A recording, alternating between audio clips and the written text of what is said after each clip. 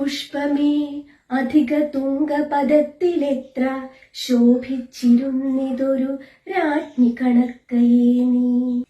ഇന്ന് ജനുവരി 16 മഹാകവി കുമാരനാശാന്റെ സ്മൃതിദിനം. 1873 ഏപ്രിൽ 12 തിരുവനന്തപുരം ജില്ലയിലെ കായിക്കര എന്ന ദേശത്താണ് ആശാൻ ജനിച്ചത്. 1891 ശ്രീനാരായണ ഗുരുവുമായിട്ടുള്ള ആശാന്റെ ആദ്യ കൂടിക്കാഴ്ച കുമാരൻ എന്ന ബാലന്റെ ജീവിതത്തിലെ വലിയൊരു വഴിത്തിരിവായിരുന്നു. കുമാരനാശാൻ എന്ന കവിയുടെ തൂലികയിൽ നിന്നും എത്രയോ മനോഹരങ്ങളായ കവിതകളാണ് നമുക്ക് ലഭിച്ചത്. വീണപൂവ്, ചണ്ടാലഭിഷുകി, നളിനി, ലീല, ദുരവസ്ഥ, ചിന്താവിഷ്ടയായ സീത, അങ്ങനെ എത്രയോ കവിതകൾ.